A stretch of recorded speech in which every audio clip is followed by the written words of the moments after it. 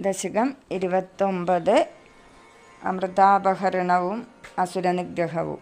വൃത്തം വസന്തതിലകം. ഉദ്ഗച്ഛതസ്തവ കരാതമൃതം ഹരത്സു ദൈത്യേഷു താനശരണാനനുനീയ ദേവാൻ സദ്യസ്ഥിരോദതിധദേവ ഭവത്പ്രഭാവാത് ഉദ്യസ്വയൂദ്യ കലഹാദിദിജാ ബഭൂവുഃ. സമുദ്രത്തിൽ നിന്ന് ധന്വന്തരമൂർത്തിയായി പൊങ്ങിവരുന്ന അങ്ങയുടെ കയ്യിൽ നിന്ന് അസുരന്മാർ അമൃതത്തെ അപഹരിച്ചപ്പോൾ ശരണമില്ലാതായ ദേവന്മാരെ ആശ്വസിപ്പിച്ചിട്ട് ഉടനെ തന്നെ അങ്ങ് തിരോഭവിച്ചു. അല്ലയോ ഭഗവൻ, അങ്ങയുടെ പ്രഭാവത്താൽ അസുരന്മാർ സ്വവർഗക്കാരോട് തന്നെ കലഹിക്കുന്നവരായി ഭവിച്ചു. ശ്യാമാം രുചാപി വയസാപി തനും തദാനീം പ്രാപ്തോസി തുംഗകുജമണ്ഡലഭംഗുരാം ത്വം പീയൂഷകുംഭകലഹം പരിമുച്യ സംവേ തൃഷ്ണാകുലാ പ്രതിയയുസ്ത്വദുരോജകുംഭേ.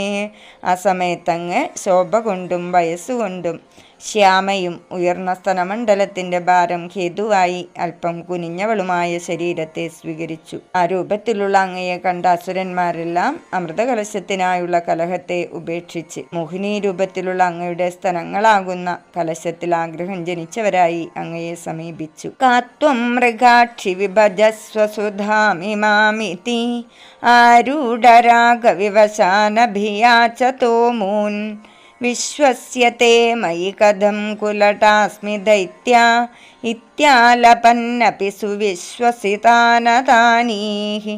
അല്ലയോ മാൻകണ്ണിയാളെ, ഭവതി ആരാണ്?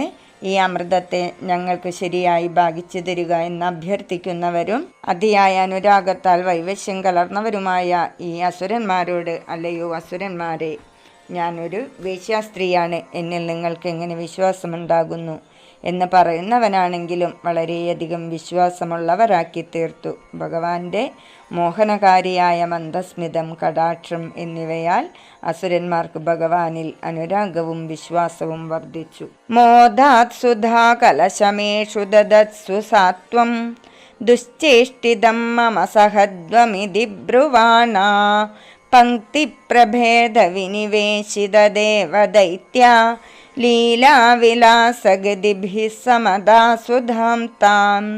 ഈ അസുരന്മാർ അമൃതകലശത്തെ സസന്തോഷം കൊടുക്കവേ മോഹിനി രൂപം ധരിച്ചങ്ങ് എൻ്റെ ദുഷ്പ്രവൃത്തിയെപ്പോലും സഹിച്ചുകൊള്ളുവിൻ എന്ന് പറയുന്നവളായി ദേവന്മാരെയും അസുരന്മാരെയും വ്യത്യസ്ത വന്തികളിലിരുത്തിയിട്ട് ശൃംഗാരരസം കലർന്ന നടത്തത്തോടുകൂടി ആ അമൃതത്തെ ദേവന്മാർക്കു മാത്രമായി വിളമ്പിക്കൊടുത്തു.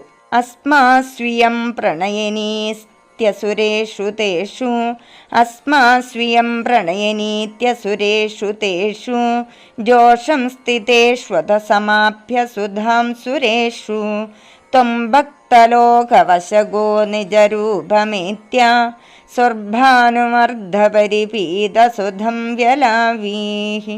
ഇവൾ നമ്മളിൽ പ്രണയമുള്ളവളാകുന്നു എന്നിങ്ങനെ കരുതിയ ആസുരന്മാർ മൗനമായിരുന്നപ്പോൾ ഭക്തജനങ്ങൾക്ക് വശംവദനായ അങ്ങ് അമൃതത്തെ ദേവന്മാർക്ക് കൊടുത്തു തീർത്തിട്ട് പിന്നീട് സ്വന്തം രൂപത്തെ പ്രാപിച്ചിട്ട് അമൃതത്തെ പകുതി പാനം ചെയ്തിരുന്ന രാഹു എന്ന അസുരനെ ശിരച്ഛേദം ചെയ്തു. തത്തസുധാഹരണയോഗ്യഫലം പരേഷു ദത്വാഗതേ ത്വയി സുരൈ ഖലു തേ വിഗൃഹ്ണൻ ഘോരേധമൂർച്ഛതിരണേ ബലിദൈത്യമായ വ്യാമോഹിതേ സുരഗണേ ത്വമിഹാവിരാസീഹി. അങ്ങ് ശത്രുക്കളായ അസുരന്മാർക്ക് അങ്ങയുടെ കയ്യിൽ നിന്ന് അമൃതകലശം അപഹരിച്ചതിന് അർഹിക്കുന്ന ഫലം കൊടുത്തിട്ട് പോയതിനു ശേഷം അസുരന്മാർ ദേവന്മാരോടുകൂടി യുദ്ധം ചെയ്തു പോലും അനന്തരമുണ്ടായ ഭയങ്കരമായ യുദ്ധം കൂടുതൽ കഠിനമായി തീർന്നപ്പോൾ ദേവസമൂഹം മഹാബലി എന്ന അസുരൻ്റെ മായാപ്രയോഗത്താൽ മോഹിക്കപ്പെട്ടിരിക്കുമ്പോൾ ഈ സന്ദർഭത്തിൽ അങ്ങ് പ്രത്യക്ഷീഭവിച്ചു. തും കാലനേമിമധമാലിമുഖാൻ ജഗന്ധ ശക്രോ ജഘാന ബലിജംബവലാൻ സപാകാൻ ശുഷ്കാർദ്രദുഷ്കരവധേന മുചൗചലൂനേ ഫേനേന നാരദഗിരാന്യരുണോരണം തം. അനന്തരമങ്ങ് കാലനേമി എന്ന അസുരനെയും മാലി തുടങ്ങിയ മറ്റുള്ള അസുരന്മാരെയും വധിച്ചു. ഇന്ദ്രൻ, പാകൻ എന്നിവനോടുകൂടിയ മഹാബലി, ജമ്പൻ, വലൻ എന്നിവരെയും സംഹരിച്ചു.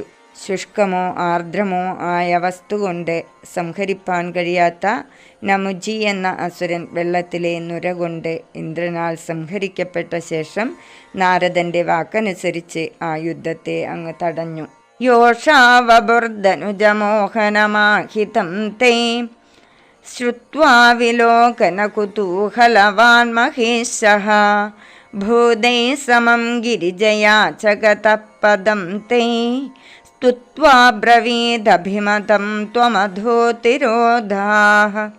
അസുരന്മാരെ മോഹിപ്പിച്ചതും അങ്ങയാൽ ധരിക്കപ്പെട്ടതുമായ മോഹിനി രൂപത്തെപ്പറ്റി കേട്ടിട്ട് പരമശിവൻ അത് കാണാനുള്ള കൗതുകത്തോടു കൂടിയവനായിട്ട് ഭൂതഗണങ്ങളോടും ശ്രീ പാർവതിയോടും കൂടി അങ്ങയുടെ നിലമായ വൈകുണ്ഠത്തെ പ്രാപിച്ചിട്ട് അങ്ങയെ സ്തുതിച്ച ശേഷം തൻ്റെ അഭീഷ്ടത്തെ പറഞ്ഞറിയിച്ചു. അതിൽ പിന്നെ അങ്ങ് അവിടെ നിന്നും തിരോധാനം ചെയ്തു.